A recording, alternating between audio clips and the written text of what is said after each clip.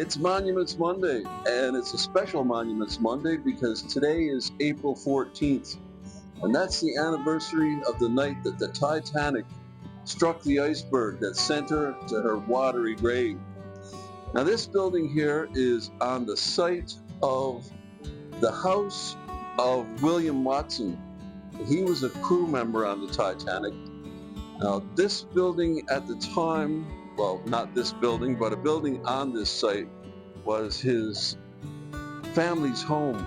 And there's really not a lot known about William Watson, any of the crew or any of the third-class passengers that were on Titanic that night. There's very little known about them. And the little we do know about William Watson, he's the only victim of Titanic that we know of. And he lived in a house on this spot. And it appears he was adopted or taken in by a family that lived on this spot. And his adopted father, I guess, owned a fish and chip shop here in Lower Bents Lane in Stockport. So there's really nothing left of the Lower Bents Lane that William Watson would recognize. So we're going to leave here and we're going to go to Pear Mill, which is really close by here, and see if we can find some stuff from that time period while I tell you about what we know about William Watson and what we know about the Titanic and the rescue mission and the ship that picked up William Watson's body that night.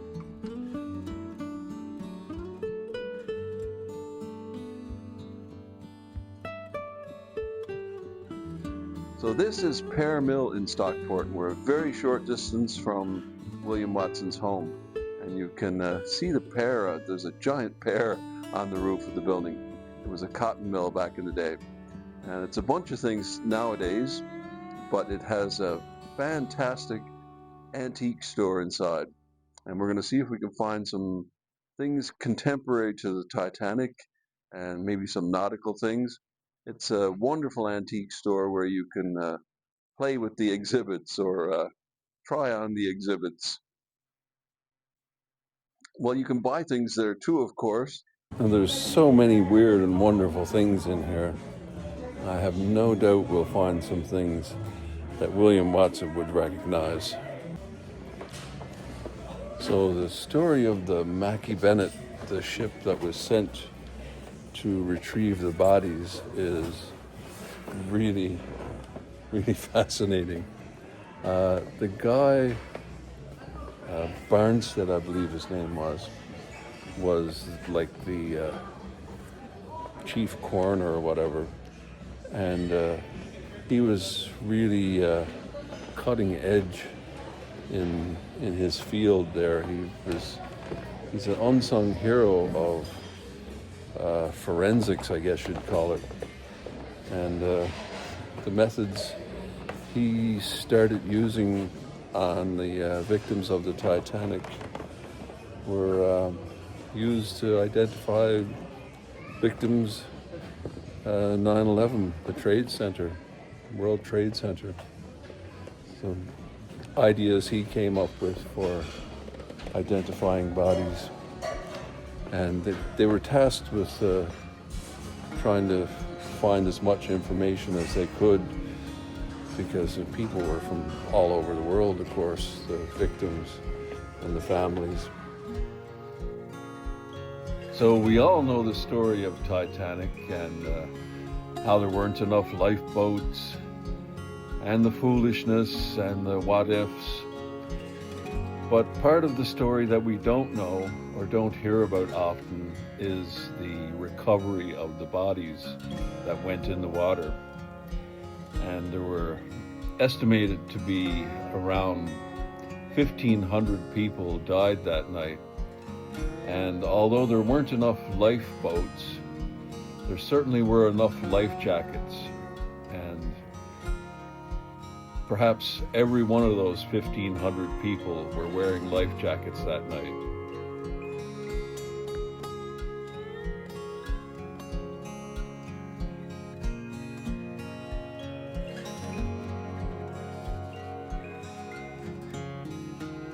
The White Star Line contracted the Mackay Bennett cable laying ship to go to the site to retrieve any bodies they could find. And on board they had a priest, an embalmer, and enough embalming supplies to handle 70 bodies, 100 coffins, and 100 long tons of ice to store the recovered bodies.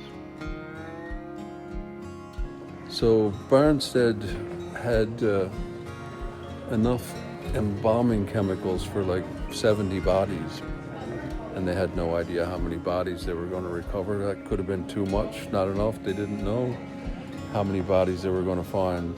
The sea can move stuff around pretty quick, and as it turned out, I think they found 306 bodies. And so they didn't have room. They only had so many coffins and body bags. So William Watson, like most of the crew, the bodies of the crew that were recovered, was buried at sea.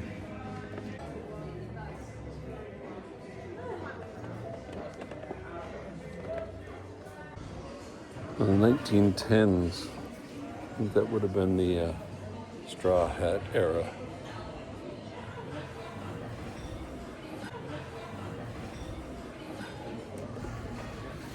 So our first nautical find, I don't think there's anything ancient about this ship's wheel here. Although who knows, it could be quite old. But it was the Titanic that first got me interested in history. I remember seeing the movie A Night to Remember, probably back in the early 70s. Probably one of the things that first sparked my interest in history. But I was thinking about it. When I saw the movie, it probably would have been in the early 70s when I saw it on television. And the movie came out in 1955, so that would be like watching a movie from 2000 now. So it's kind of weird. I saw another little meme today. It said, if the Beatles had appeared on the Ed Sullivan Show just after COVID, they'd be releasing Abbey Road now. That's how fast that happened. But all that stuff seems like so long ago. PC 31, so we got a dirty one. Yeah, I don't know why that movie made such an impression on me. It's a really good movie, A Night to Remember. It's still regarded as one of the best representations of the events that happened that night. One of the best Titanic movies. Yeah, that movie really made an impression on me for some reason, and I've been a Titanic buff ever since. And I actually got to work on the Titanic movie, the Kate Winslet, Leonardo DiCaprio one. Although I didn't get to work on that part, I worked on the ship, the modern day part of the movie. I really would have liked to work on the recreation stuff.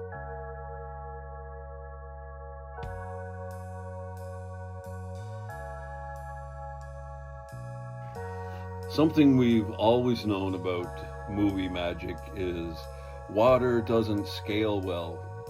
And even though the model of the Titanic in A Night to Remember was 40 feet long, you can still tell it's a model because water does not scale well. You can tell it's a model.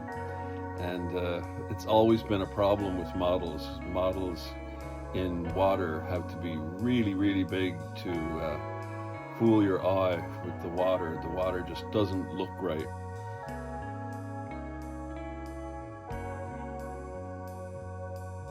And when we watch movies with water, and it happens with fire as well, fire doesn't scale well. you can tell it's a model because the fire just doesn't look right and the water doesn't look right.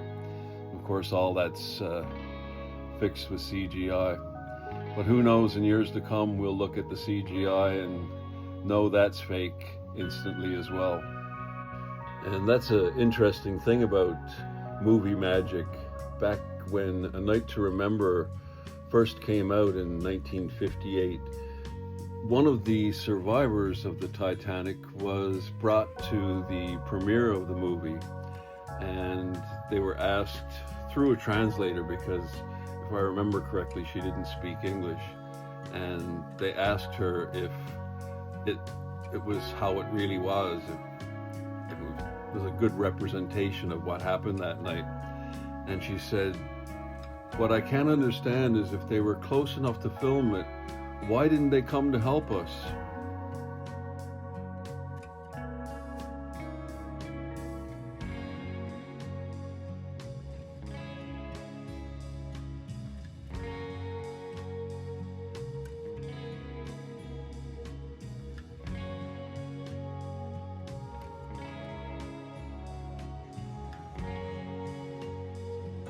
I guess you would have liked to have had something like that, but even in something like that, you wouldn't last long in the freezing Atlantic. Yeah, I got to work on there's a Russian ship that was in the movie, and it has the actual submarines that went down to the Titanic. Not the recent one that was destroyed and those people died. Not that one, but there's a pair of them, a pair of 2 or 3 man subs. And the first day I went aboard the ship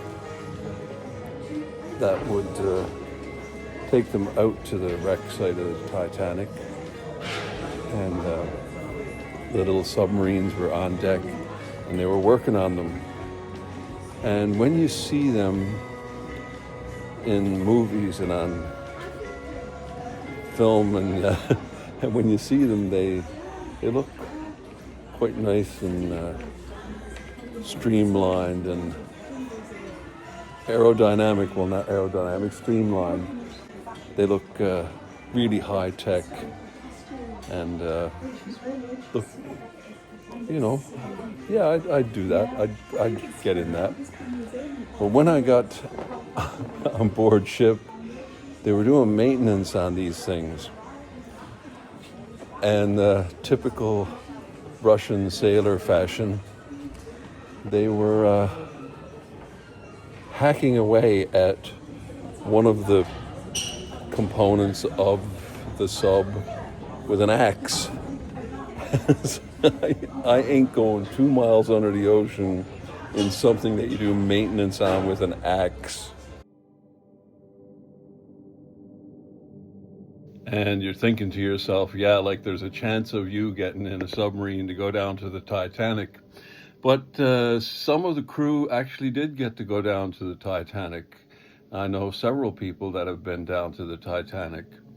And I wasn't part of that movie. I stayed on shore. I just got to work on the boat, the Keldysh. But yeah, I know several people that have been down to the wreck of the Titanic, and it was something that we talked about at the time, whether you would go or not, because there was a contest at the time. Pepsi, they had a contest, and you had to collect, you had to collect letters that were under the bottle caps and spell out the word Titanic, I think. I can't remember the details of it. And so we talked about whether we would go down to the Titanic or not, because there was a cash prize as well, several $100,000, I believe, a couple of $100,000 at least. And so we talked about whether we would do it or not. And after I saw these guys hacking at one of the components of the sub with an axe, I decided I wasn't going to be going down to the Titanic wreck.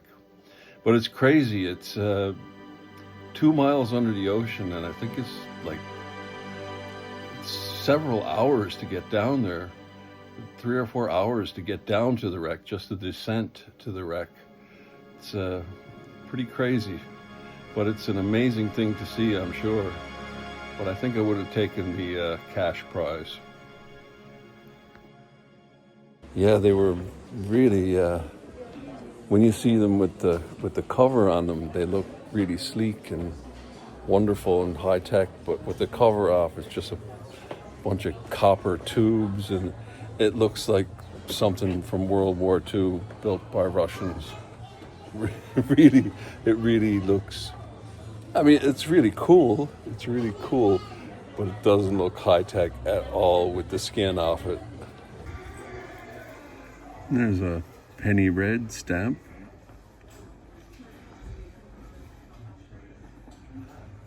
In the late 1800s. Penny black we were talking about the other day. The post box video. Should check that one out.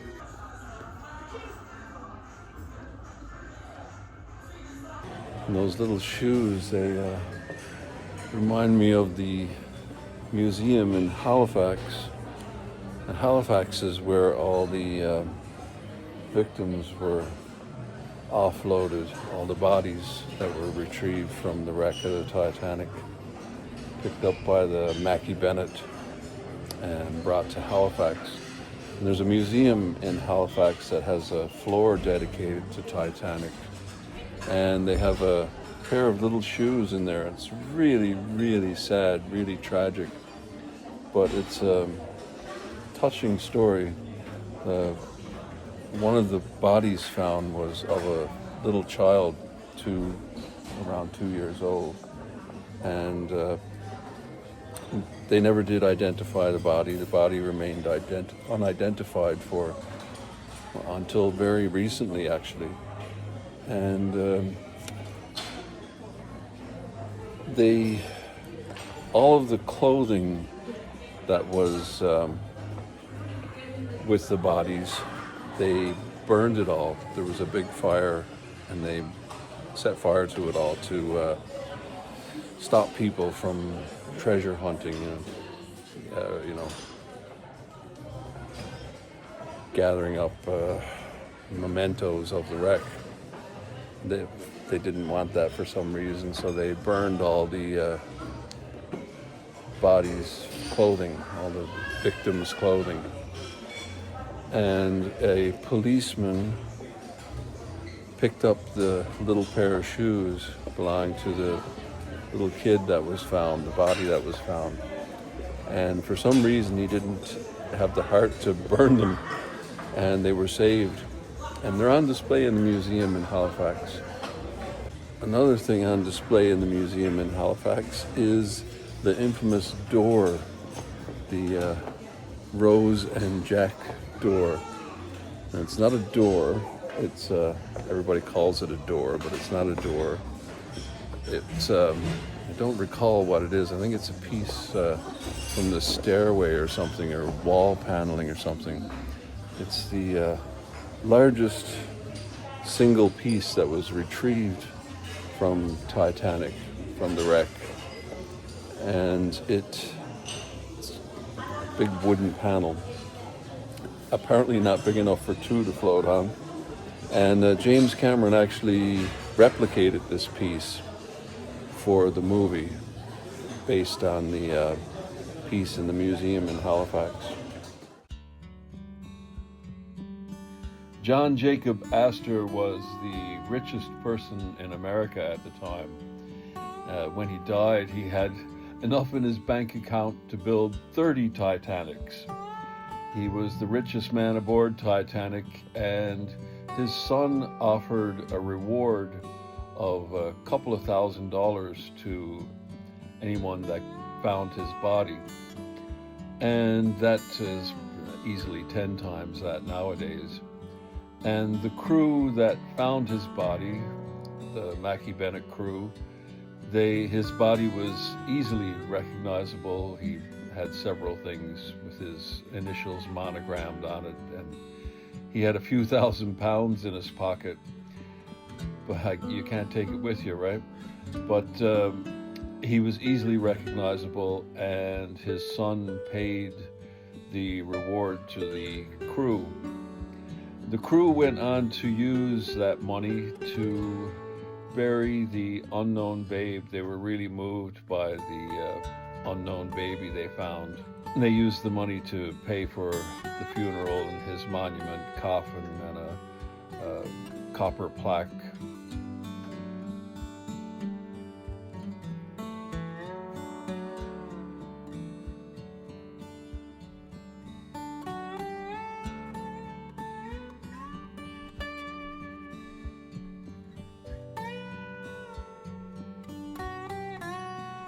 John Jacob Astor's body was put in the finest coffin on board, and he was body number 124. All of the belongings of each body that was found was stowed in a canvas bag marked with the same number. So his coffin would have been marked 124, and a canvas bag 124 with all his belongings that were on the body. And that was the same for every body that was picked up. All the belongings were put in canvas bags marked with a number. The identification method that Barnstead came up with, it doesn't sound so groundbreaking today, but it was at the time. He recorded as much as he could, and all the effects were recorded and kept. The contents of William Watson's bag were a pipe, a purse, and 13 shillings and 11 pence. Not much to show for a life, but he was identified. I guess he had a union card or something in one of his pockets, but he was identified, and his body was buried at sea. And that was another thing that they took on the voyage to retrieve the bodies, was a large amount of weights. I don't know if they were lead weights or some kind of weights, for the specific purpose of weighting the body bags, the canvas bags that they would commit the bodies to the deep in. Well, there we go. Another Monuments Monday under our belt. And a sad one. A lot of them are. The moments in history are usually marked by tragedy. But I was hoping to find some Titanic related stuff in there, and I'm certain I saw a model of the Titanic in there the last time I was there. But I guess not, or maybe it's sold. Anyway, we'll see you in the next one.